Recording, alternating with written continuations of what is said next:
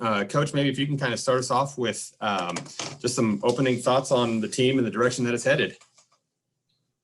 Well, we're back at it. We're practicing as normal, and guys are working hard, and gets a little bit closer every day to playing a football game. So players are in a routine with school and practice and homework, and so it seems like it's getting to be somewhat normal around here, which is refreshing. Players' effort's been really good, so just moving along day to day. Thank you, Coach. Our first question is going to come from Jacob Unruh, the Oklahoman. Go ahead, Jacob. Hey, Mike, how's it going? Good. Hey, I'm kind of curious, with all the recruiting changes going on right now, you've seen recruits kind of get creative around the country and stuff. How are you encouraging kind of your recruits to get creative to maybe recruit other players to campus and your virtual recruiting and whatnot? I'm not following you with your question. Well, they're getting creative and recruiting each other. Are you guys kind of encouraging that too? Since we can't have them on campus? No, I just think that's part of a process with this age group of kids. They're all in contact with each other. So none of them are getting together they're not organizing anything, getting together, kind of finding different kids to help you guys out? Are you asking me if our recruits are getting stuff together? Yeah. I don't have any idea what they do I'm not on social media. I couldn't tell you what they're doing. But I do know that most 17, 18-year-old kids are involved in all kind of different chats and things, whatever they call those, where they're communicating all the time. Thanks, Mike. Thanks, Jacob. Our next caller is Chris Becker from the O'Colly. Go ahead, Chris. Hey, Coach. A lot of guys, both older and younger, last year made their name on the D-line. How important is the depth of that position to the success of this defense? Well, defensive line depth is always important based on the offenses that we see in this league with quarterback play and skill play and the speed of the game. So to keep those guys rotating in and fresh is really important to our defense. And, Coach, how have the older guys like Cameron Murray been able to help these younger guys out, especially during this pandemic with these new times, and help them learn the defense and all that? They seem to do a good job of coaching each other. We've always taken pride in the veteran players bringing the young players along, and they seem to be doing really well at this time. Thank you, Coach. Mm-hmm. Our next question comes from Barry Trammell of the Oklahoman. Go ahead, Barry. Yeah, Mike, you mentioned things are sort of getting back to normal. We're 19 days away from the season opener.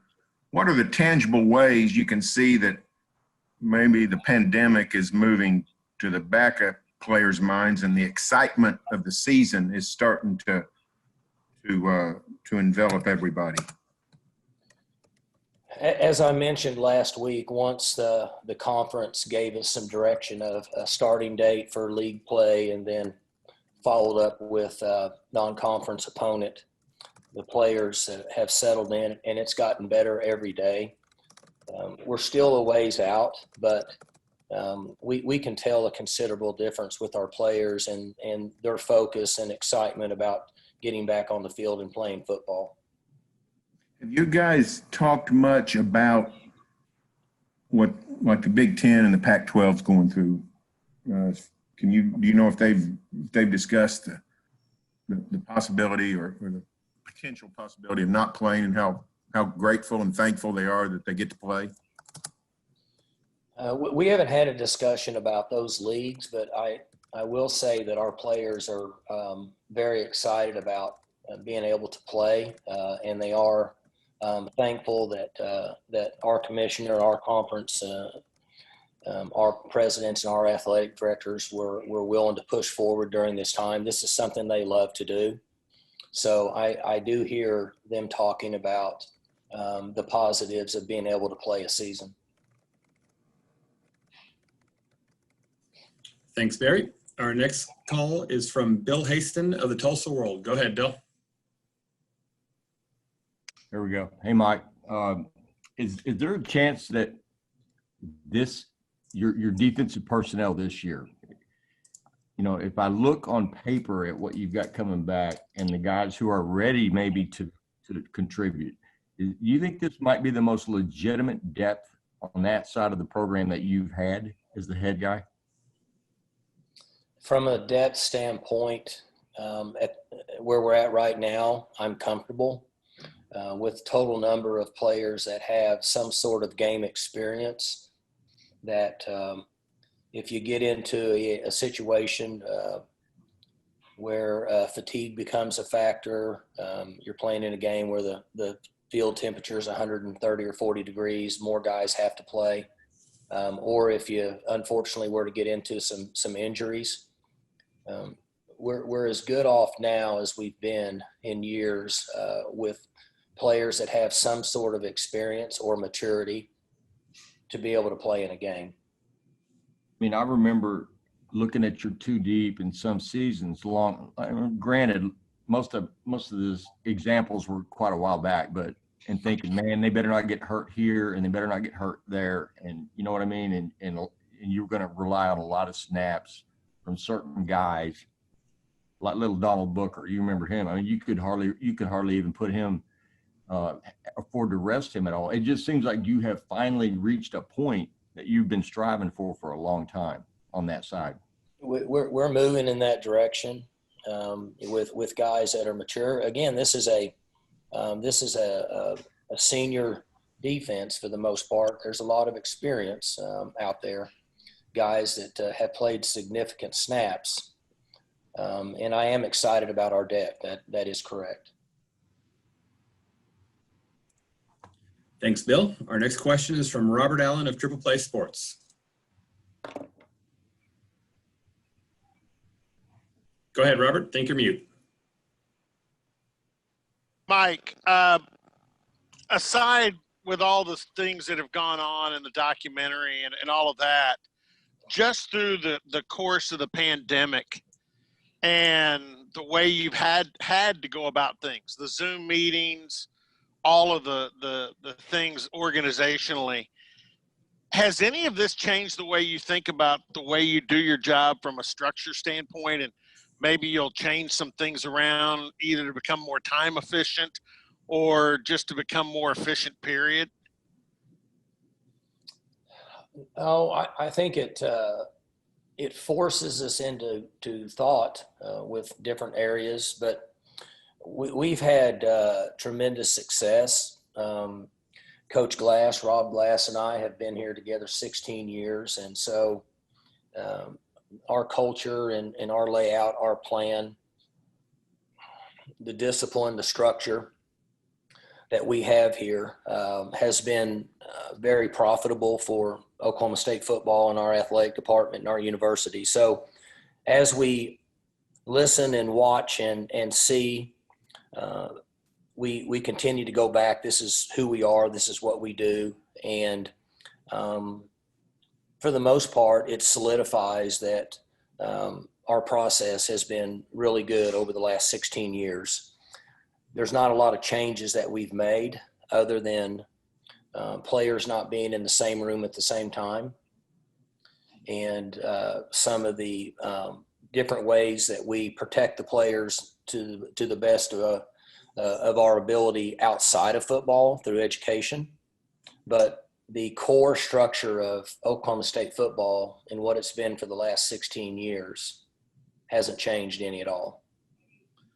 The follow-up to that is, and I know you can't talk about names, but you're recruiting, even though you haven't been able to go off campus and recruits haven't been able to come on to yours or at least see you personally. Some have come on just to look around. Are you amazed and how much, do you feel your recruiting staff has been successful despite all the curveballs thrown at them? Everybody's done a really good job. Our recruiting staff with Todd Bradford and his ideas and thought process and him working with our assistant coaches. the plans that we've come up with, virtual tours, different ways to communicate with players and parents without them being able to come to our campus and or without us being able to get down in their areas, has been fantastic. It's been better over the last 3 months, 4 months than, gosh, maybe in the last 10 years here. I think another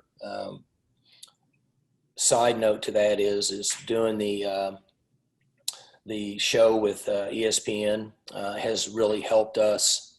The young men that we recruit, 17, 18-year-old young men, some 19-year-olds at some 2-year schools, they follow shows like the one that's going on here at Oklahoma State. And that marketability and inside look at Cowboy football has really helped our recruiting and gained a lot of attention across the country. Thanks, Mike. Thanks, Robert. Our next call is Scott Wright from the Oklahoman. Go ahead, Scott. Mike, on the topic of defensive depth, sounds like Christian Holmes has come in and fit in really well. I wonder if you could add a little bit to what he's bringing to your cornerback position. He brings a lot of experience, game day reps, but more importantly, he's a perfect example of a young man that understands what it takes to be successful at this level. He's very mature. He's very intelligent. He knows what his goals are. He wants the team to win, but he also wants to play this game for a number of years. So his work ethic throughout the summer, his verbal leadership, and also leadership on the field has been fantastic for our team. Very few times can we have a young man come into our culture and earn the respect of the players based on his work ethic and leadership skills in a short period of time. And Christian's been able to do that. So he's one of those young men that understands things don't always go the way you want them. Sometimes you have to be willing to work with others. But he continues to have a great work ethic and a great attitude, and he's been a tremendous addition to our team up to this point. With he and Jarek and Rodarius, has that been a pretty intense competition with all those guys going at it?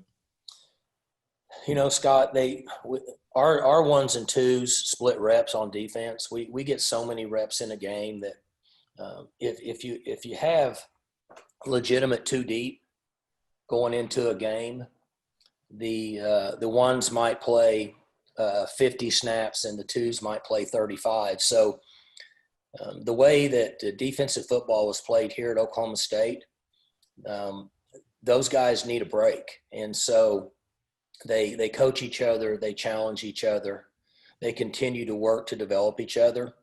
Sure, a guy may want to be the starter, but they get so many reps in practices and now in games that it works as an advantage for us more than a disadvantage. Thanks, Mike. Mm-hmm. Thanks, Scott. Next question comes from Garen Emig of the Tulsa World. Go ahead, Garen. Mike, with the disjointed nature of the offseason for everyone in college football, do you have a sense that when the actual first games are played that the football will also look a little more disjointed, discombobulated, or do you think that the structure will be totally what you're used to seeing? Are you referring to X's and O's, actual? Well, just you think players may have to ad-lib a little bit more, maybe because they're less familiar with systems or structures, or are you guys? Do you think that coaches will have time to teach their guys this is how we do it within the framework of the offense or defense, that kind of thing? Will there be more ad-libbing, I guess is what I'm asking. I think it'll look exactly like the way it is with schools pushed back a couple weeks from what would be a traditional start date. Then typical August practice sessions have been in effect now for 3 weeks. So everybody's catching up. If we had games this weekend, I think that it might look a little different, but with an additional 2 weeks of preparation, I'm going to guess that people are going to be back on track. I feel comfortable with what's happening here at Oklahoma State. Okay, appreciate it. Our next question comes from Sam Kahn of ESPN.com. Go ahead, Sam. Hey, Mike. Last week, NCAA Division I Council had ruled to allow an extra year of eligibility for athletes in fall sports. I'm curious what you think of that and what impacts it may have on your roster, down the road. There's so many moving parts now with what's going on. It's really hard for us to digest all the different information and how it affects us. I'm not sure what the parameters are going to be at this point on it. There's a group of us that just play the game of wait and see until we get some sort of resolution on how those affect our numbers down the road. And then we all try to adjust as we move forward.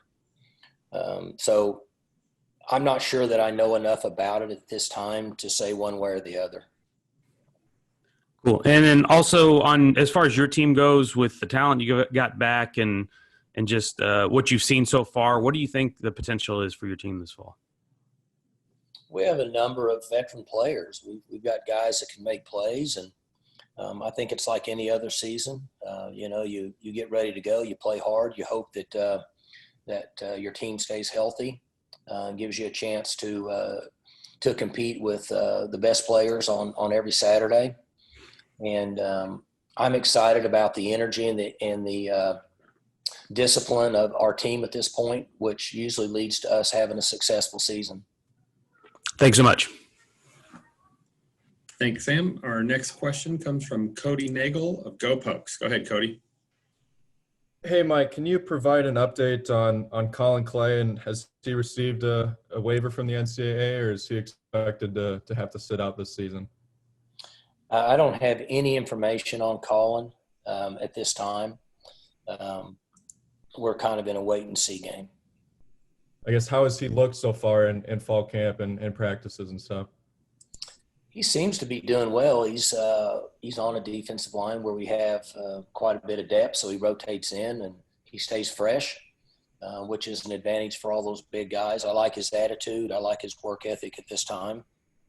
And hopefully his waiver will get approved at some point, and he can be a part of our team on game day. All right, thank you.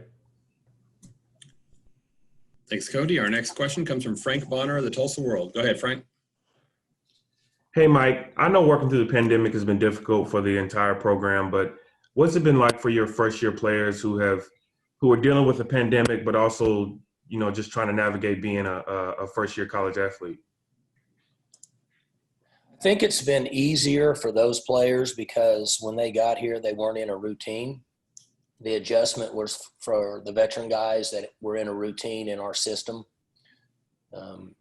Our calendar with coaches and players is done 1 year in advance. And so the guys that have been in the system were creatures of habit. So the adjustment for them has been more than the first-year players. From the standpoint, the first-year players really don't know what our routine is. They won't learn that until after the season. Hopefully, if the pandemic settles down a little bit and we get into a normal schedule, then they will learn that system. Thanks, Mike. Thanks, Frank. Down to our last 5 minutes. Our next question will come from Barry Tremble of the Oklahoman. Go ahead, Barry.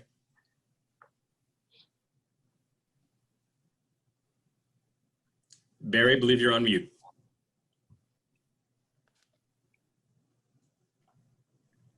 All right, moving on. Next question comes from Bill Haston of the Tulsa World. Mike, Sam asked you about potential.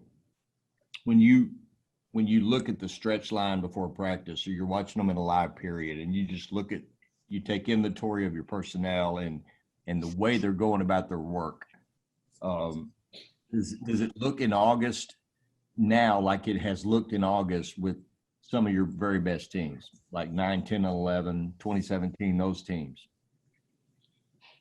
I think we've got a mature team that's got quite a few players that can perform on game day. We've got depth.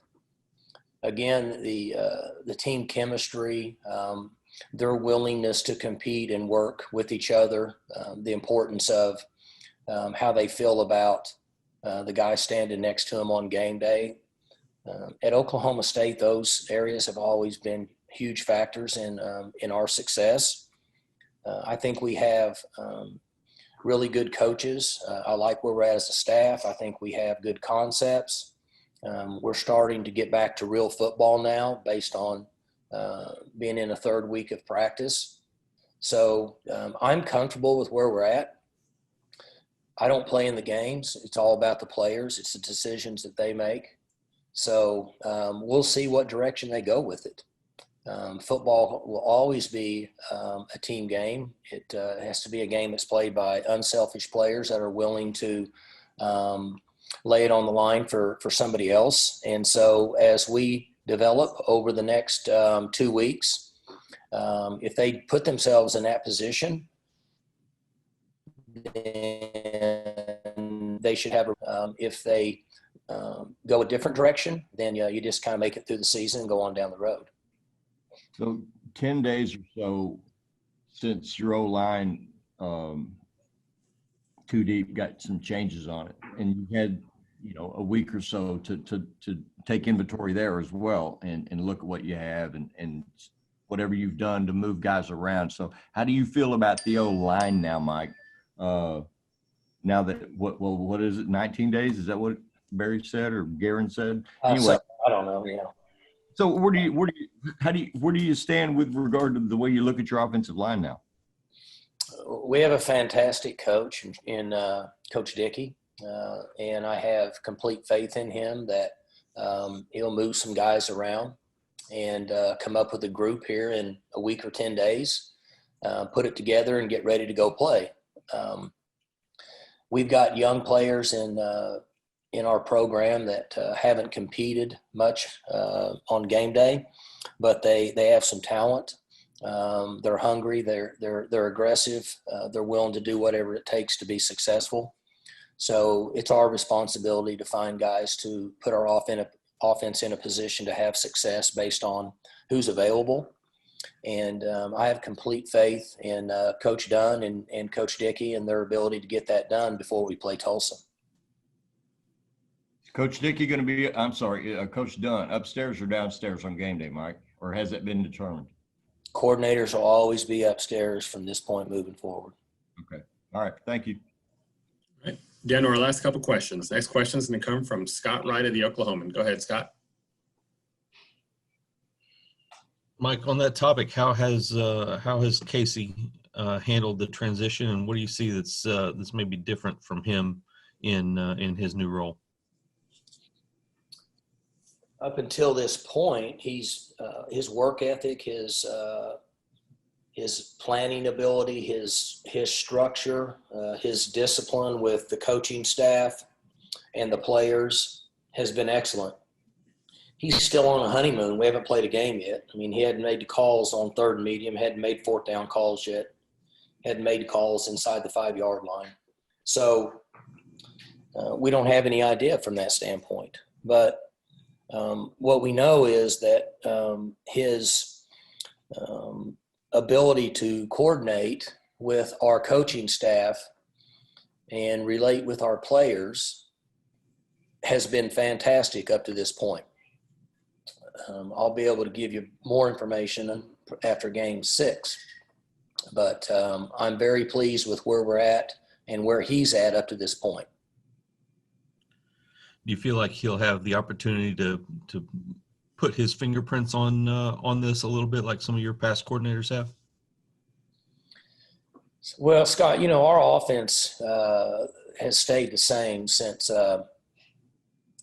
I guess back whenever the years that I was calling plays. I can't even remember what years those were.